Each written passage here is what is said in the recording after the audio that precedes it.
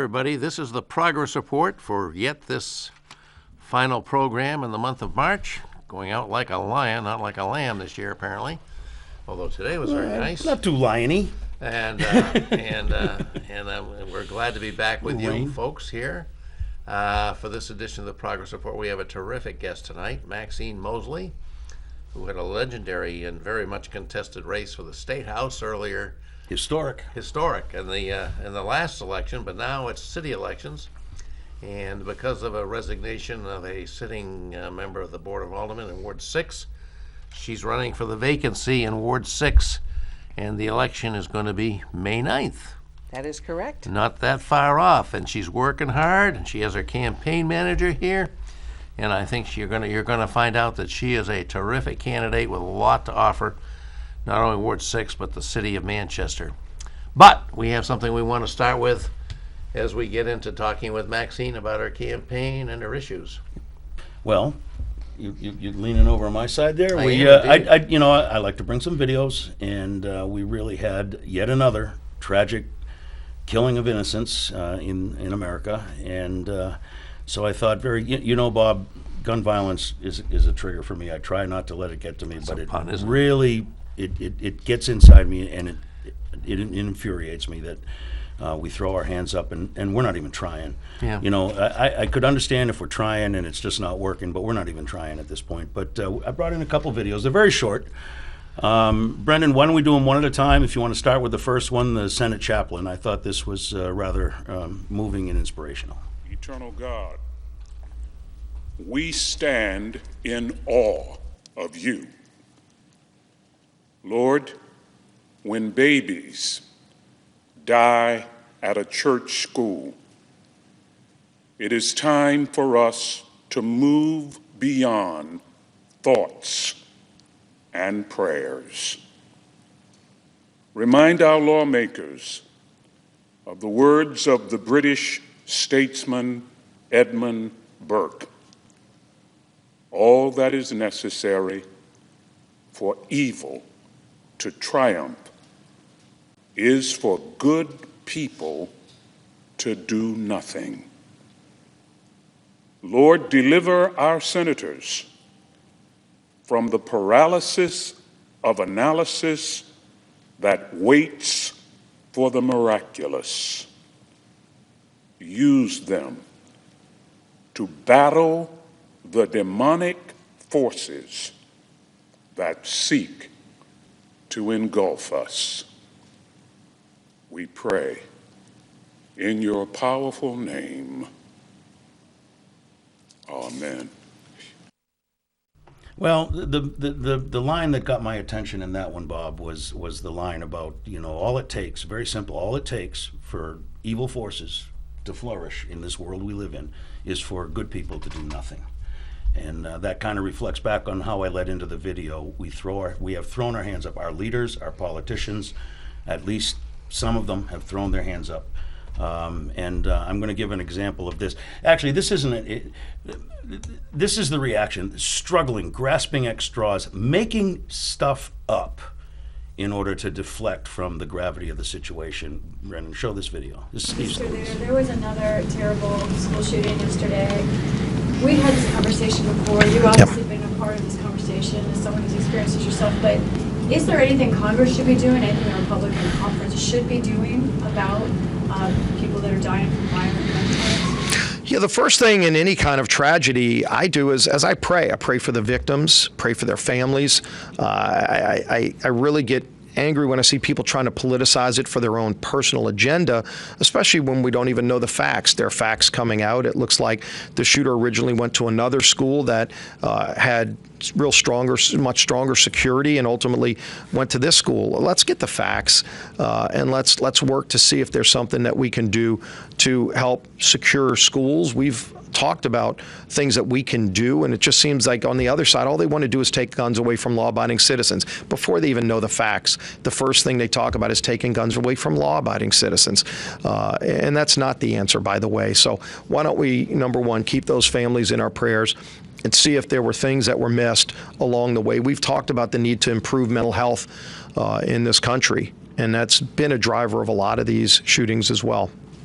You know, Mike, That's the response. before you get to the others, I had not seen that. I saw the other two you got coming up. I had not seen that. There is so much misinformation and outright falsehood in what that man just said. Everything he said was a lie. Everything he said was an absolute lie. There was no evidence that this guy was going to, or this person, whoever it was going to go to another school. This was the school that she wanted to target. And, you know, it's just absurd. I mean, it's just absurd. The common thing in all these tragedies is the guns. Anyway, go ahead. Let's. Well, I actually don't even know. The next two are some former chief justices back in the day when chief justices actually were judges and were not political hacks. And I don't know if you want to get into the technicalities of the Second Amendment. Why don't we play the Warren Burger one? That's one that's pretty famous, folks. And we'll just leave it at that. We'll play Warren Burger. Chief Justice of the U.S. Supreme Court from 1969 to 1986. Charlene Hunter Galt spoke to him last week. If I were writing the Bill of Rights now, there wouldn't be any such thing as the Second Amendment. Which says? That a well-regulated militia being necessary for the defense of the state, the people's rights to bear arms. This has been the subject of one of the greatest pieces of fraud, I repeat the word fraud, on the American public by special interest groups that I have ever seen in my lifetime. Now just look at those words. There are only 3 lines to that amendment. A well-regulated militia. If the militia, which was going to be the state army, was going to be well-regulated, why shouldn't 16 and 17 and 18 or any other age persons be regulated in the use of arms, the way an automobile is regulated? The news of the Unbelievable common sense, huh? Seems like it to me. I'm going to just make it, and then we'll move on. We want to get to Maxine, but they talk about originalist language. To bear arms in the 18th century meant to carry a long gun in service to an organized militia. If you're talking about a person personally carrying a weapon in public, that was called to go armed. It was a completely different thing, and if the drafters of the Constitution had wanted us to be able to carry guns on our hips while we walk down Elm Street, they would have said the right to go armed would not be abridged, and they did not say that. Look it up, folks. Just look it up. I cannot even imagine that we're at the point we're at when the language of the amendment itself speaks for itself. But enough of that. I'm going to segue. We're triggered on this because school children were killed. Maxine Mosely is a school person through and through, 43 years working in schools. That's my segue. You want to go to the other one? No. Okay. It's more repetitious. I think we've made the point. Yeah, we've made the point. We have to do something. Yeah. There is a group of organized people. You know who they are that absolutely refuse to do anything. And the question is, what do you want? What do you want? Yeah. Do you want them to be in charge, or would you like to get people who want to do some work? Like Maxine. Okay, so Maxine, we are happy to turn to you for some more light and information. I don't know. We've got some issues in Manchester. We got some issues in Manchester too, but Maxine has not previously held public office, but if we're fortunate, she will be holding office as the Ward 6 alderman as of the end of the election day on May 9th. As I mentioned, she had a very well contested and notorious in terms of the length of time it took to get the final result, court cases and all, seeking it to be two bites at the apple. It took them two bites at the apple. But in any event, Maxine is a person with a lot to offer to the city and to Ward 6. She's 41 years in the Manchester school system, one way or another. That is correct. And principally, your role has been education and public education. I believe you are a child and family therapist. That's part of what you do. I was at one time. I was involved in private practice, yes, but my heart is really in public school education. And you have been, and I guess continue to be, the chair of the Martin Luther King Coalition. I am. It's a wonderful group of community people that put on an event every year to celebrate Dr. King's work and to bring the messages of nonviolence Yeah. and peaceful resolution as often as we possibly can. And that's one of the really great events that you get to attend in Manchester on Martin Luther King holiday.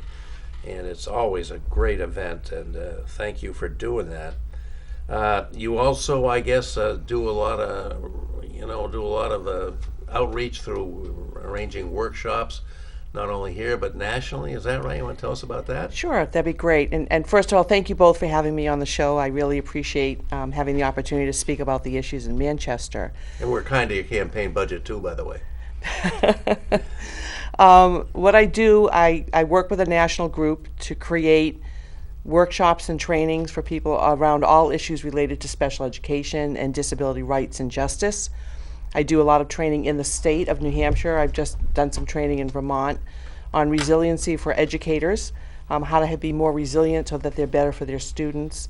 And I do a lot of work and a lot of support for educators, paraprofessionals, and teachers on behavior management strategies and techniques to help them in their work site with children that have difficulties. Boy, those are the tough issues. Resiliency, something that I had never thought of, and I went to school as a kid and had teachers, and I never thought of them having to be resilient because of some way I may or may not have behaved, and that's a very interesting thought that you bring up here. Maxine, before we even get to that, I was interested, you mentioned that you were born in Boston, grew up in Peabody, but here you are in Manchester, New Hampshire, and you've spent so much time in Manchester. How did you get here? What was it that attracted you to Manchester, or that how you accidentally, did the bus break down and this is where you ended up? How did you end up in Well, Manchester's not that far from Peabody, Massachusetts. It's about a 45-minute drive on a nice day. But I was very fortunate to interview with Bob Baines when he became the principal at West High School, and I was his first hire, which I claim is Bob's claim to fame, is hiring me. It was really my pleasure to work there and to come up to Manchester. I was searching for jobs relatively close to home. I love being in Peabody, but I love New Hampshire. So I applied to some jobs. I interviewed at this job, was hired the same day that I interviewed, which was wonderful. And I have been in Manchester on and off. I was in 1982 part of a very large layoff of educators in Manchester, so I know what it's like to have your heart ripped out in a job that you love, in a district that you absolutely love. I've been in Manchester a long time. It's not an easy school district to work for, but the work you can do with students in this district and the colleagues that you meet and the progress that we've made over the years has been very, very welcoming to me. And I have encouraged other people to leave other districts to come to Manchester to work for this school district, because I think the kids need the best that we can get. Have you had any success with that? I have. I have a friend that actually just came over this year from a surrounding town after being there for 20 years. And is very, very happy being in the Manchester School District. No, that's a real turnaround. That's a good thing because to hear. Typically what ends up happening is we bring people in as younger educators, newer educators, they train up here, Right. and then they go off to Auburn or Bedford or Merrimack or Londonderry, and we lose a lot of teachers year after year after year. Well, we've had some difficulty attracting educators because of the pay scales. I think that's finally stabilized, and people are seeing that Manchester is trying to be progressive and attracting and retaining educators. But I also think there's a camaraderie in Manchester, that people really work well together, and many people are very involved in a lot of community activities and a lot of sports and plays and art and music to keep kids engaged and to keep them moving forward. So why did you decide to run for alderman for Ward 6, other than the fact that you obviously live in Ward 6? Well, let me back up a little bit and say that after being a school educator, public school educator for 43 years, when you retire, you just don't stop wanting to serve your community. I see public educators as public servants and doing a community service. So for me, this was the natural progression of where I wanted to go next. I want to impact policy. I want to lift up voices of people that don't necessarily have voices. I am very, very conscious of the need for equity, that all of our students can have full access to everything that we have to offer. And I think Manchester is moving in that direction. So on the education part, that was a way for me to continue being involved in education. But on the public service part, as a person who's lived in Manchester for 36 years and wanting our city really to shine, and I feel very proud to live here, and I want everyone to feel proud.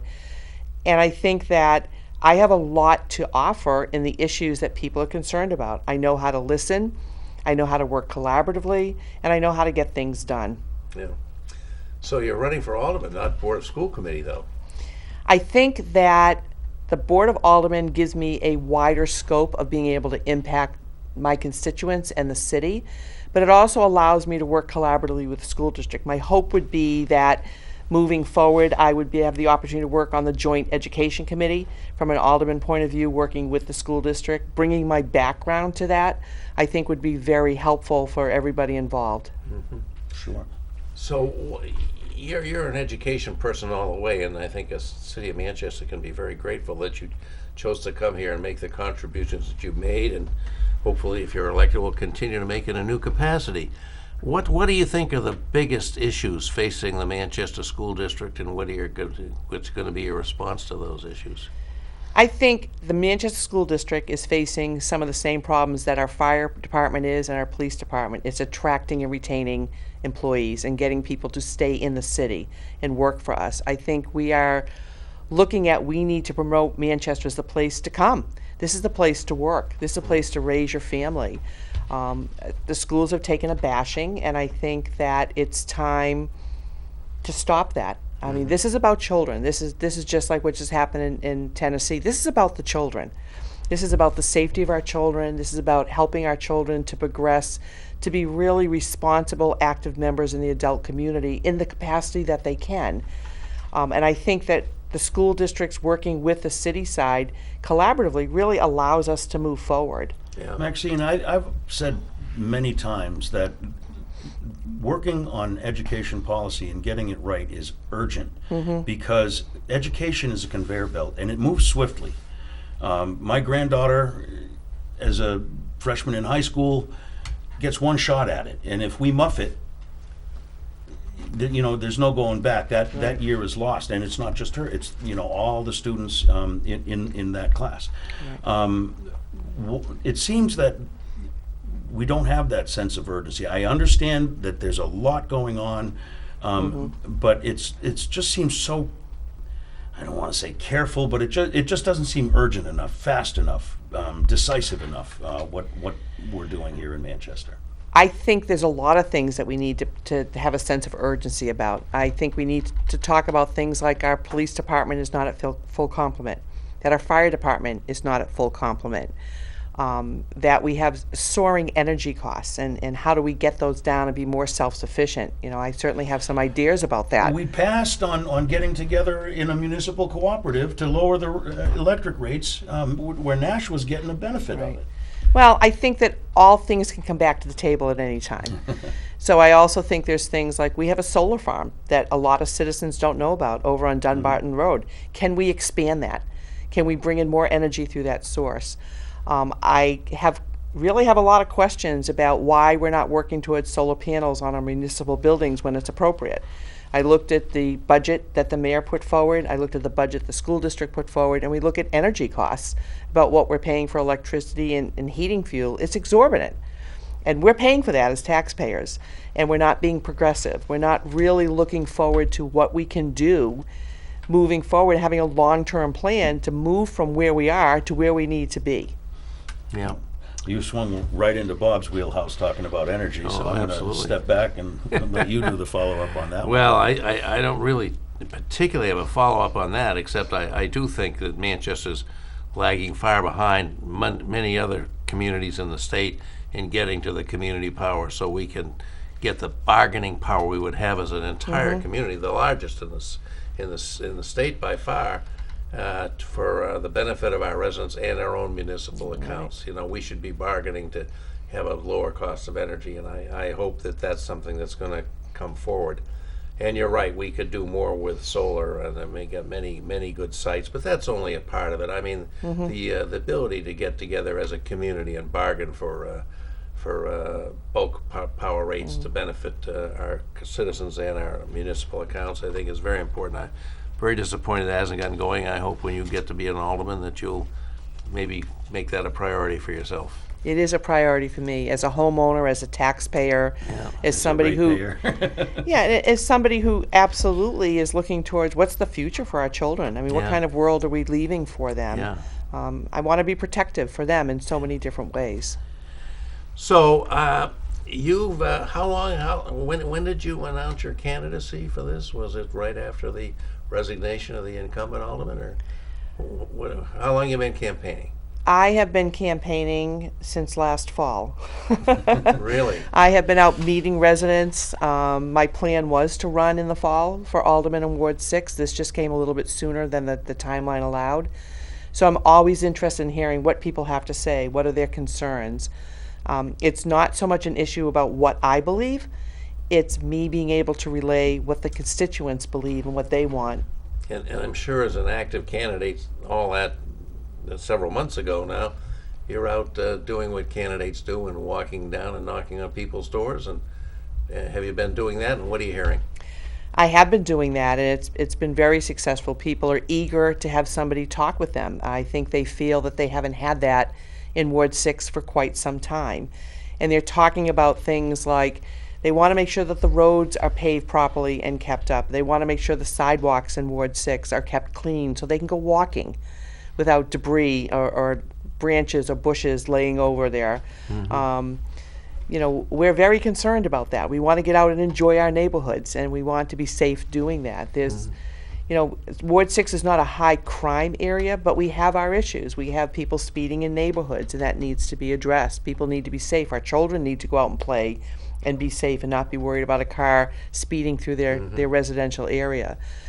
So folks are worried about that. They're worried about the safety of the schools, and I don't think we're ever vigilant enough about the safety of our children and our staff in schools. I think that we need to pay a lot of attention to it, and I think when anybody says to me, we've got it, it's taken care of, that isn't good enough for me. I want to know, what's the plan, what's the training, how often are you going to train, who's going to be trained, are the parents and families involved in knowing what's going on. I think these are all critical issues, but I feel the same way about public buildings.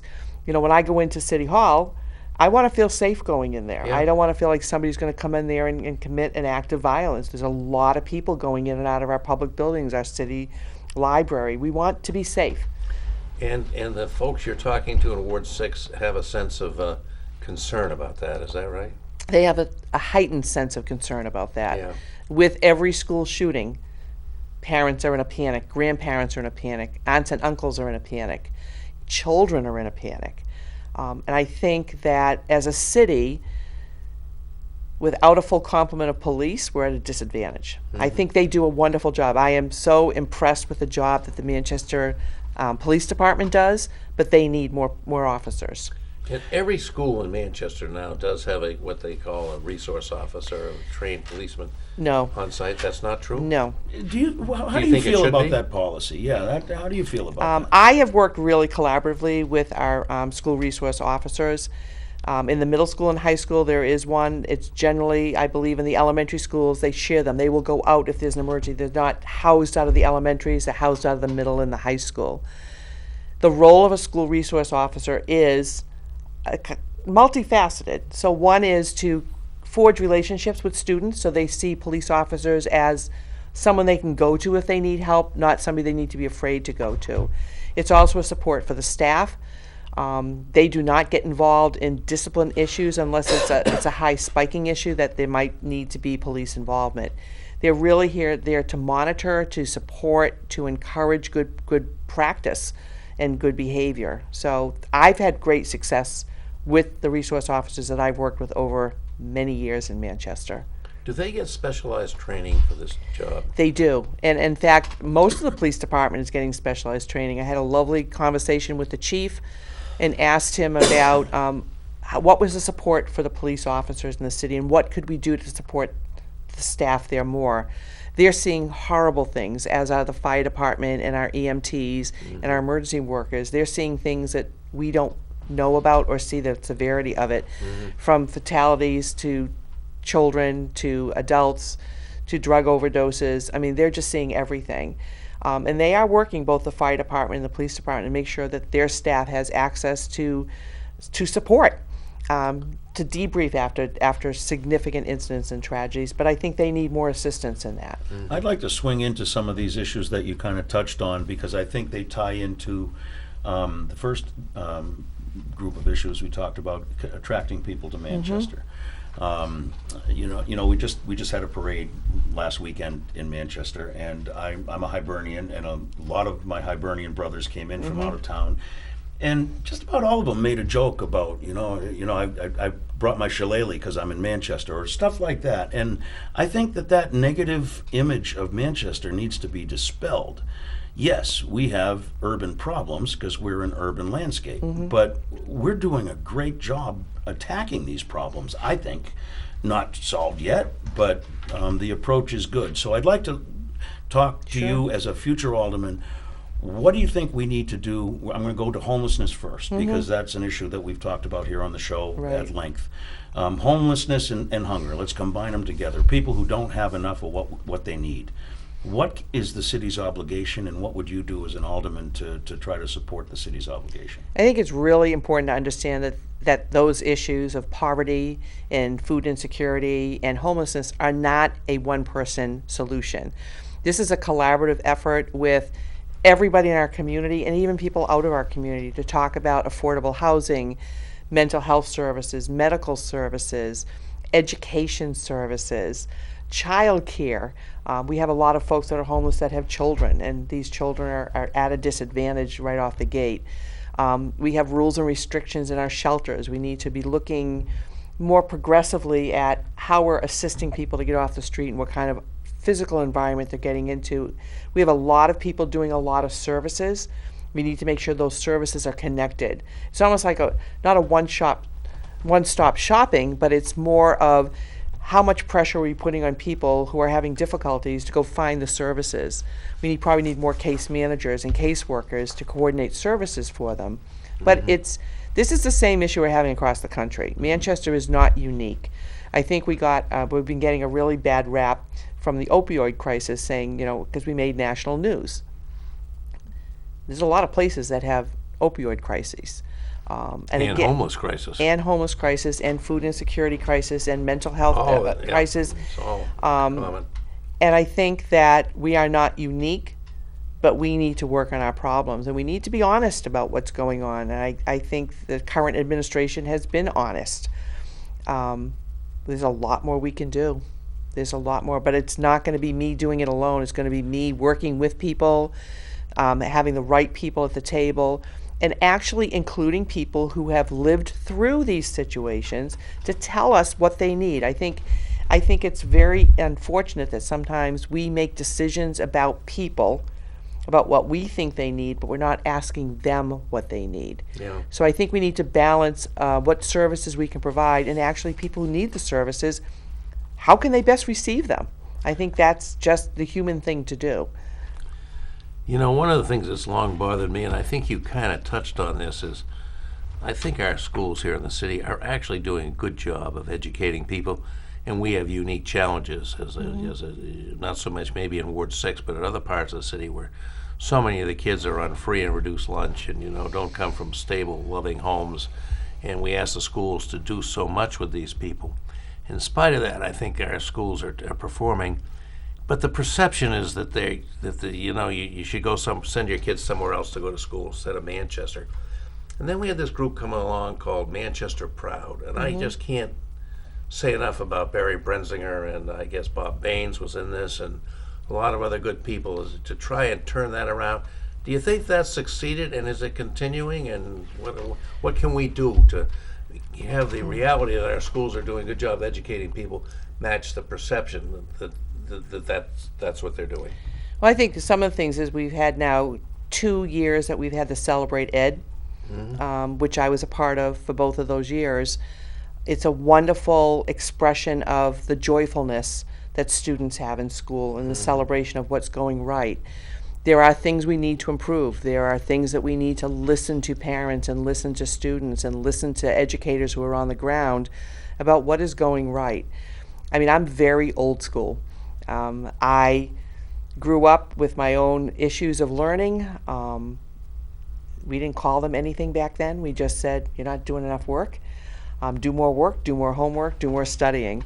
But I think that as being a school counselor for over 40 years, I really understand some of the core issues of trauma. I mean, I think you talk about poverty and you talk about food insecurity, but we don't talk enough about trauma. Especially coming out of the COVID, we have a lot of traumatized people, not just children, but the staff, and about the people that are workers and families of people lost their sense of stability when they weren't in a school building and kids weren't getting hot meals once or twice a day. So, although Manchester did do extraordinary work, they to did try to get the extraordinary buses out work. and try to get that done. Yeah. I mean, But there I think is- we have to yeah. mention that. oh, it as was well. extraordinary. And Dr. Gillis was the spearhead of that and did a fabulous job. But kids were getting bag lunches. They weren't getting hot food. They weren't sitting with their peers. They were isolated for almost 2 years for many of them. So the last school year, not the current one, was really a transition year of getting bodies back in the building and getting them stabilized. And I think it was a rough year for Manchester. It's going to take probably another year to kind of stabilize back to a more, what we would consider to be a more generalized, normal environment for kids to go to school in. You've reminded me of coming back just after summer vacation when I was, say, 8 years old, and my head was just not in school for a couple of weeks. Right. You know what I mean? There is a process, and thinking back, the teachers knew what this process was, and they Right. would, do the reviews and get us back up to speed. And but we have a 2-year Right. hiatus what a challenge. Yeah. Yeah. I think the picture for Manchester is we need to stop drawing party lines and we need to start communicating to each other. We have citizens, families, children, older citizens that really need for us to do the work.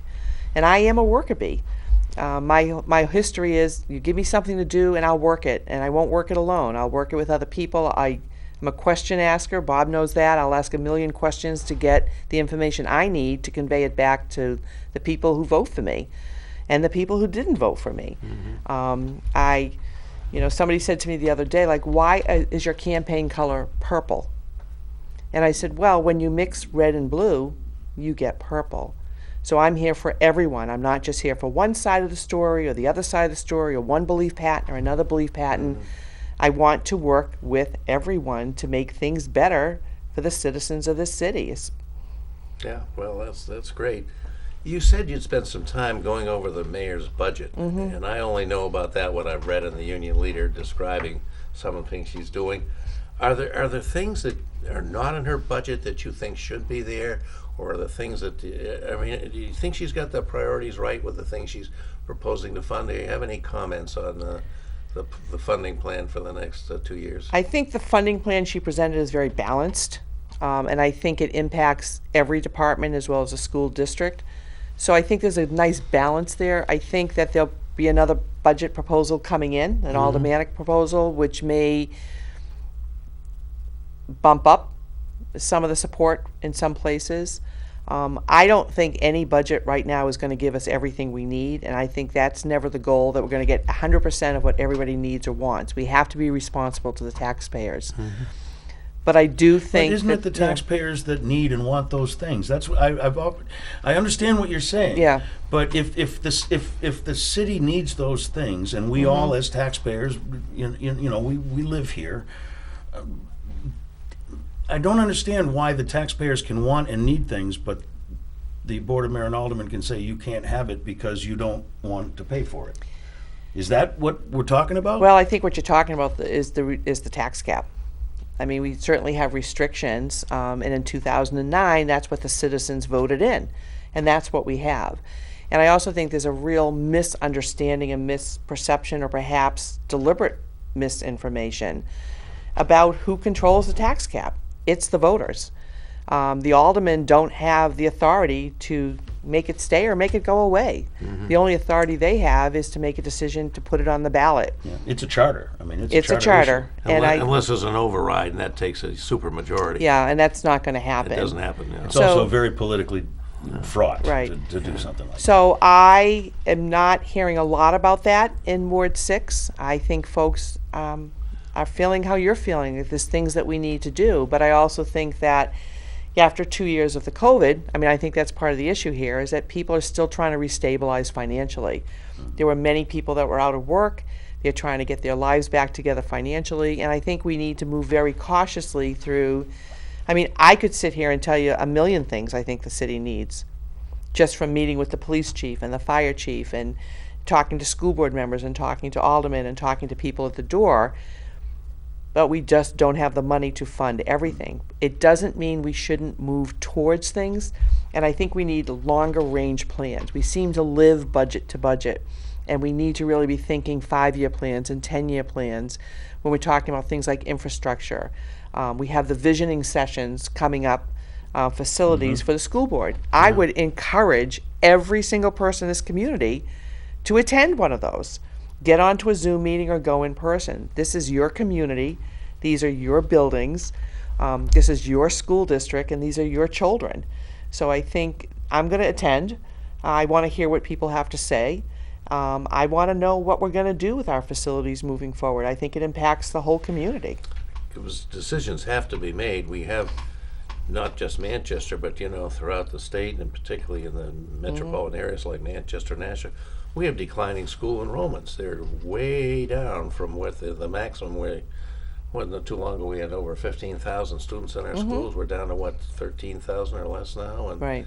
And so the decisions are going to have to be made.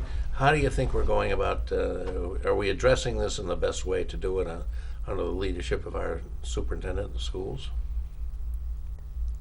I'm not sure I have a full answer for that. I will say to you that even with declining enrollments, and some of that's because students are being homeschooled, they're going to charter schools, they're going to religious schools. The students are out there. We just have to attract them back to the public school.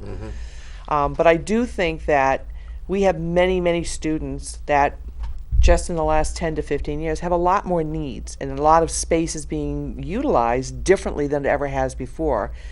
The question has been like, why do we have so many staff if we have a declining enrollment? We have a very large population of students who have a lot of needs and need a lot of support in order to be functional in the school district and to get educated. So this isn't a matter of, there are people that would say, well, you take the number of students and you take the number of staff and that's how you get a ratio. It doesn't work that way. It's never worked that way. IEP, Individual Education Plan, right. So I think it's a matter of, we have a lot of kids with trauma.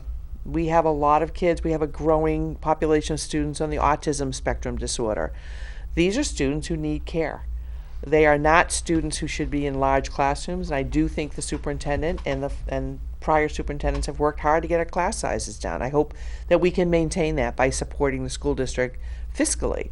But we still need to get educators in, teachers, specialists, administrators, paraprofessionals to do the work. Yeah. It's one thing to say we need. There's a lot of openings in the school district. Yeah.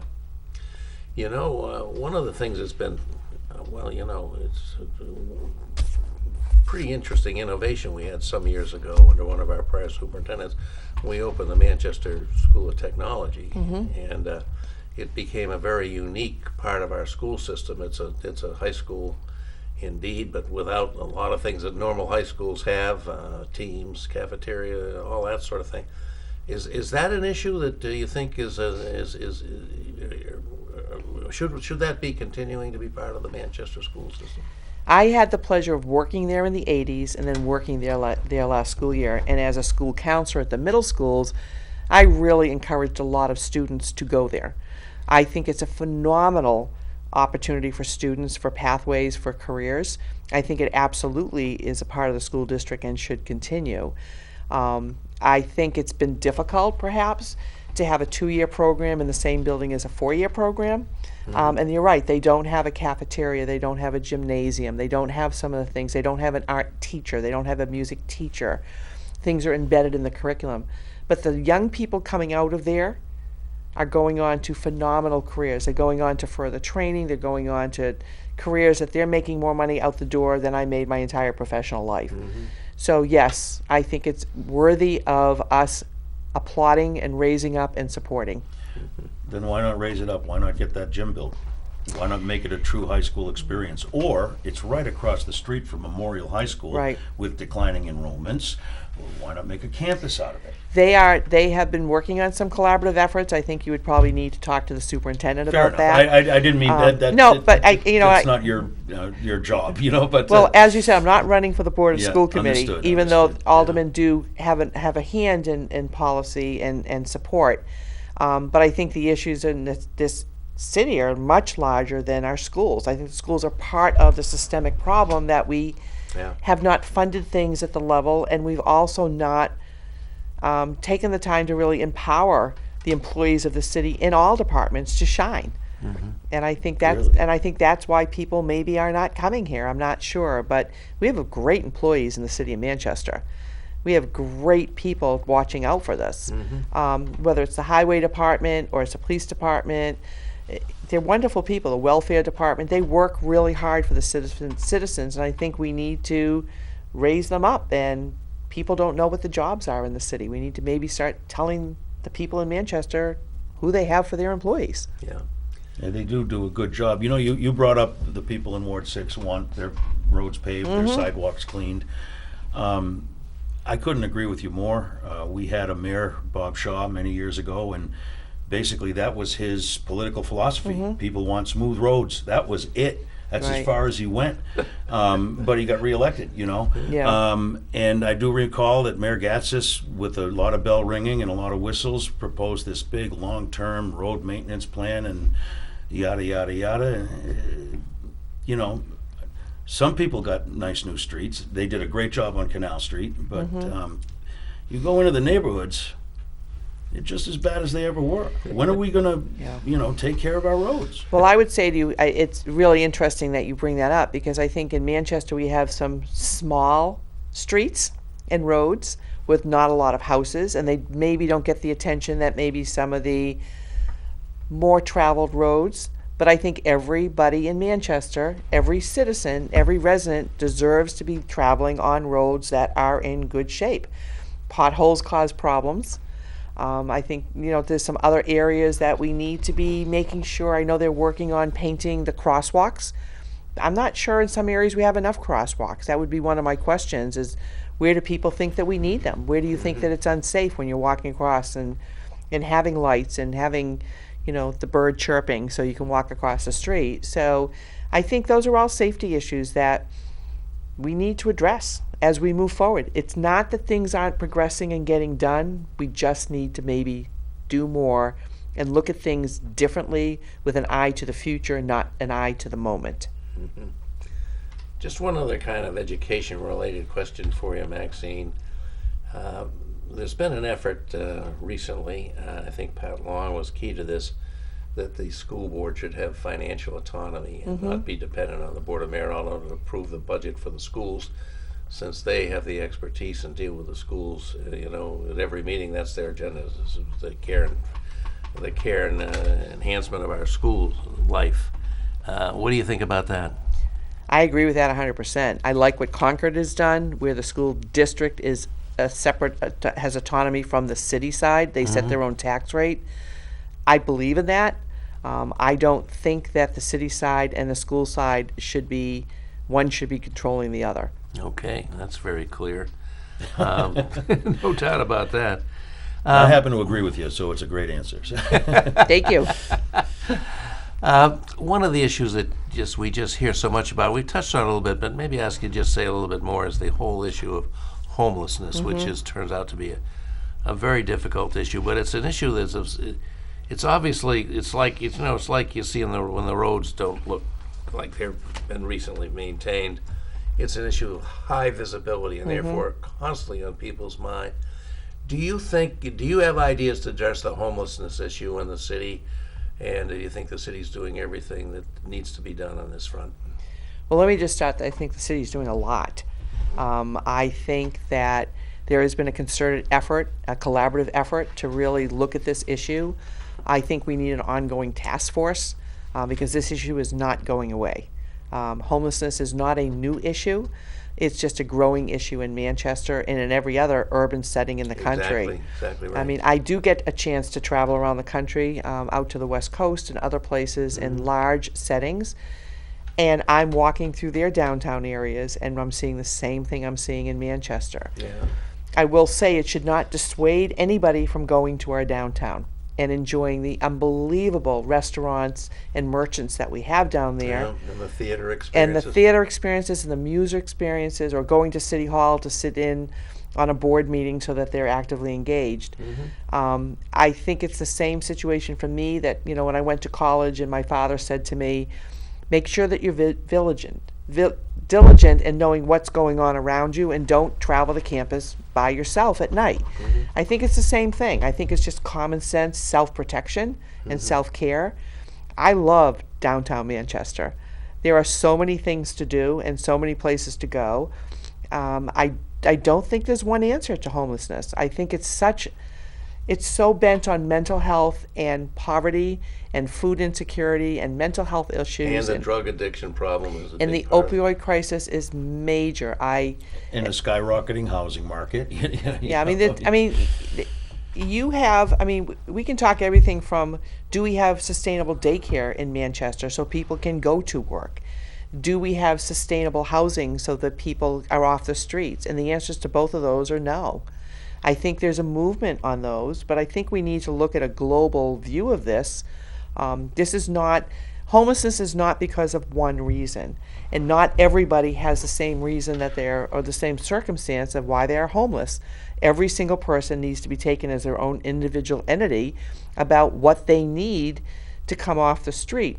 We know that we have veterans living outside of homes because of some of the trauma that they've experienced, and that they don't want to be physically and mentally inside of a closed building. There are programs assisting them with that.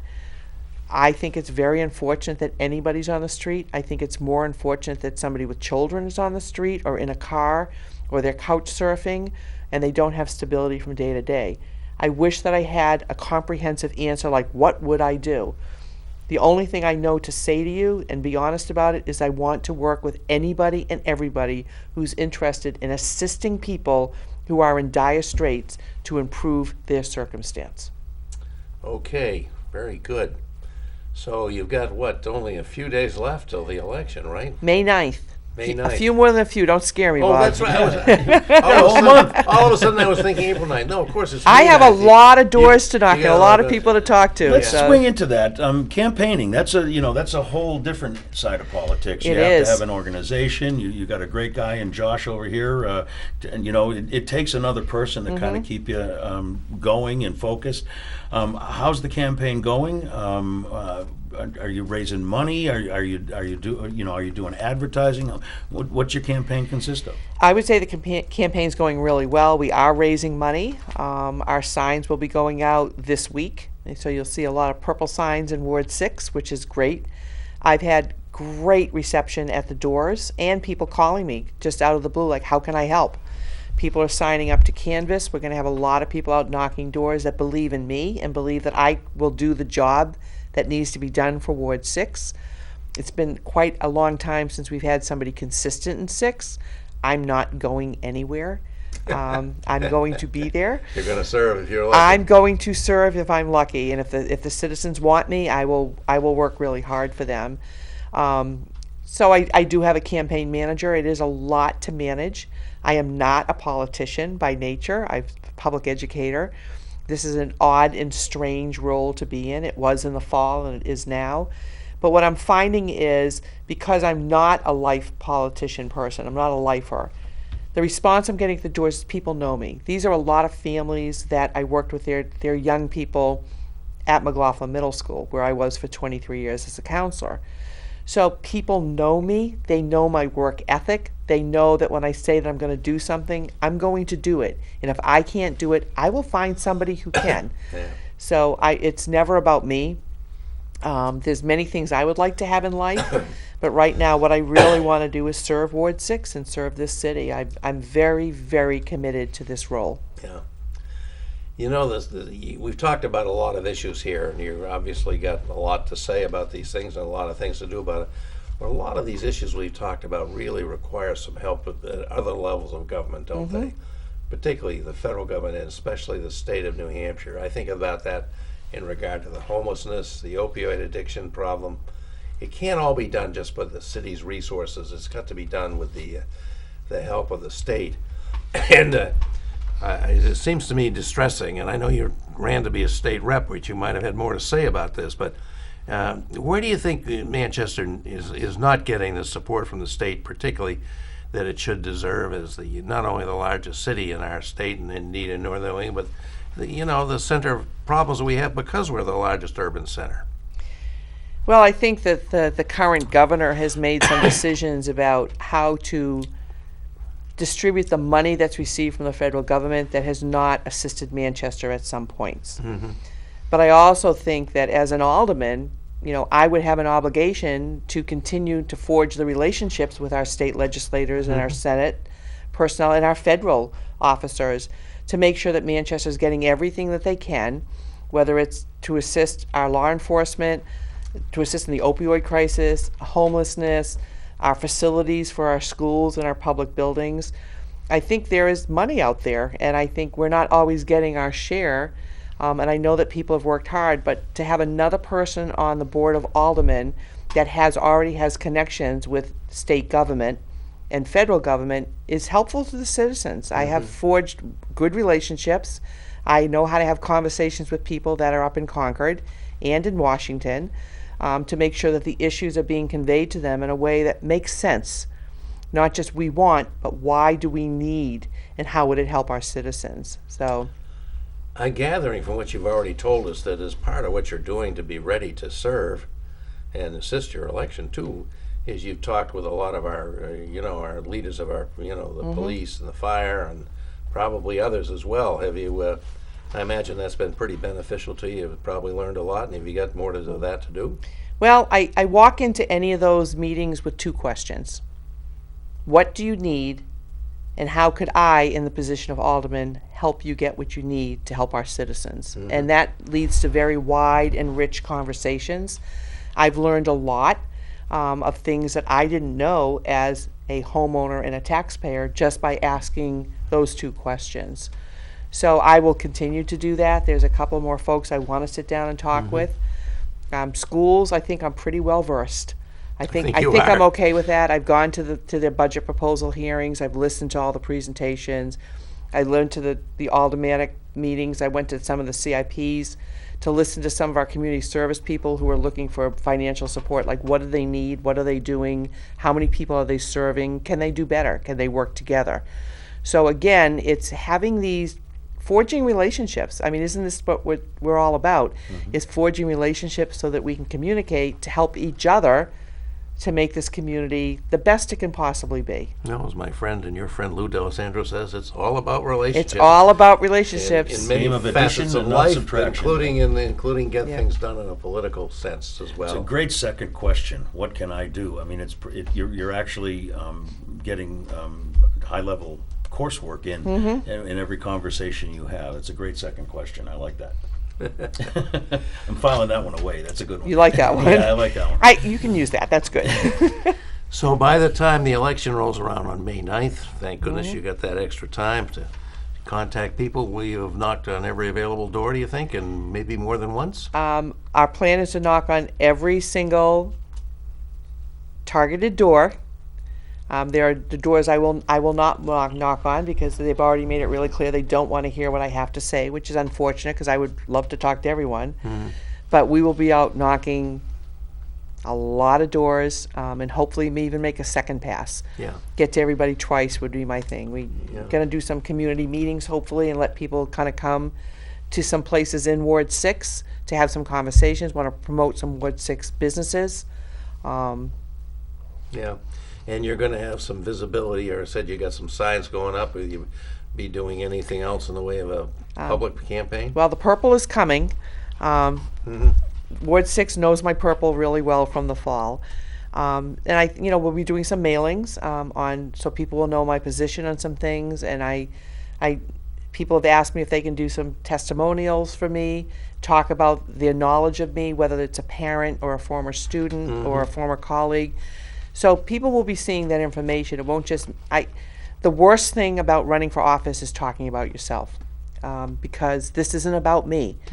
The only thing about me is I want to be the voice of, I want to be the conduit, I want to be the advocate for what we need. But it's not about what Maxine Mosely wants and needs. This is about people need a representative who's going to hear them and speak with them and for them and be responsive to them. Yeah. One thing we didn't ask you about, and maybe you would like to talk about a little bit, we didn't talk about your family and whether they're behind you on this, which I certainly hope they are. I am the parent of an adult daughter who lives in the city, who is very, very supportive of me. I have other family in the state. They've all been very supportive. I have asked them to not engage in the campaign because at times there are things that are said in the negative towards me that upset my family very much because they're not true. Yeah. So my family is very, very supportive, but part of my role in my family is to keep my family safe and away from the negativity. Yeah. It's certainly interesting that you expressed that a lot of people are concerned about public safety in the city, and particularly we have another horror show like we had in in Tennessee. It comes right up again, and it's we let off the show with that, Mike, and thank you for doing that. I think it was very appropriate to address the issue. Maxine, we've got just about a minute and a half left in the show, and we give everyone who's running for office this opportunity at the end of the show to look right into that camera there, address the audience directly, and give us a quick elevator pitch as to why we should come out and vote for you. Thank you. Hi, folks. I am running for this office because I believe that you need a voice that is consistent and clear and strong. My reputation and my life has been all about showing up, standing up, and speaking up. I want to hear what you have to say. I want to know what your concerns are, and I want to be responsive to you. You call me, you email me, I'm going to respond. You want to meet with me face to face? I'll meet you wherever you want to meet. I am here for you. This is about you. It's about your schools, about your safety, about this community, and about the services that we have. I ask for your vote.